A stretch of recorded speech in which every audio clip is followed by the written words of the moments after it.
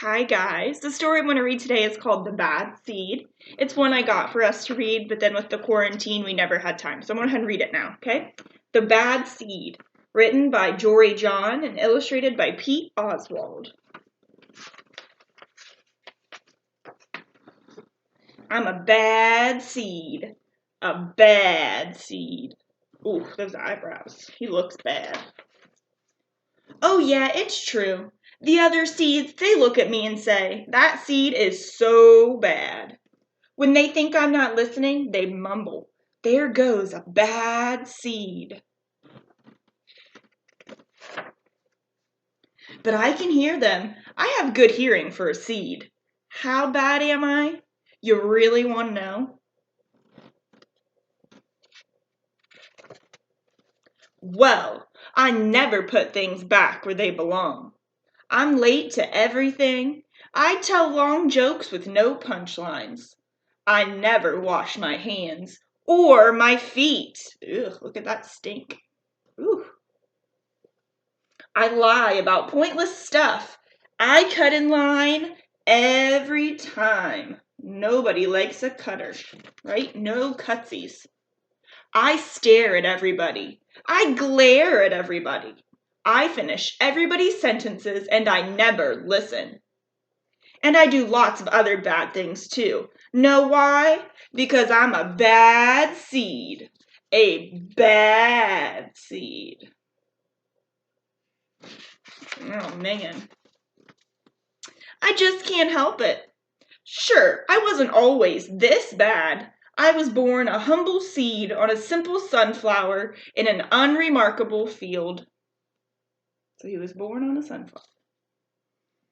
I had a big family, seeds everywhere. We found ways of having fun. We were close. But then the petals dropped, and our flower drooped. Uh-oh, they're all falling out. It's kind of a blur. Uh-oh, use picture clues. What do you think he's feeling? Ugh. Fresh sunflower seeds, delicious. I remember a bag. Uh-oh. Everything went dark. And then, can you see him in the sunflower seed bag? A giant! Oh, man. I thought I was a goner. I thought I was done for. I screamed and hollered, ah!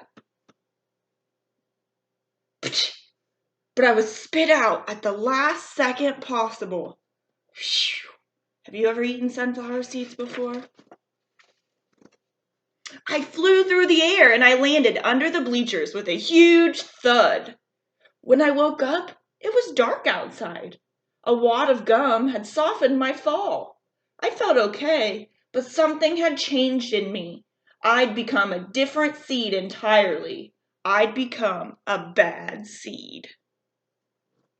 So he fell in the gum, but now look at him. He looks a little bit different than before. A bad seed.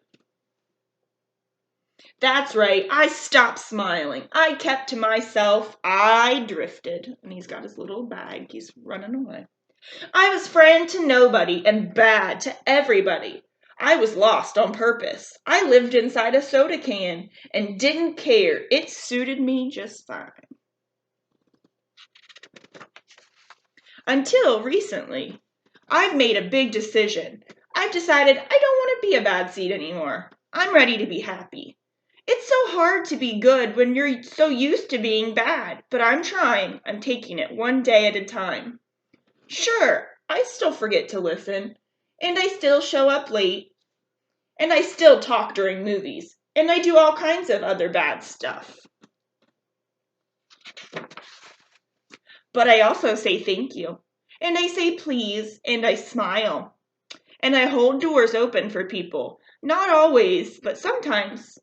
And even though I still feel bad sometimes, I also feel kind of good. It's sort of a mix. All I can do is keep trying and keep thinking, maybe I'm not such a bad seed after all. Hey, look, there goes the bad seed. Actually, he's not that bad anymore. I heard that. The end. And you know what this story made me think of? Miss Northrop always says if you get upset for turning a clip or getting in trouble, it's okay. You're a kid. Kids make mistakes, just like the bad seed. You're not perfect. Miss Northrop's not perfect. Your mom and dad aren't perfect. Everybody makes mistakes and does things that they sometimes might feel bad for afterwards. It's how you make up for it that counts. How you do good things, like saying please and thank you, right? I always ask you guys to say your manners, especially in the cafeteria. Always use good manners. Things like that make up for it. We all make mistakes. You're not a robot. You're not a robot child. Everybody has to make up for things by using good manners, and it's doing nice things by helping people open the door, things like that. We should always try to be helpful to others. All right, guys. See you later.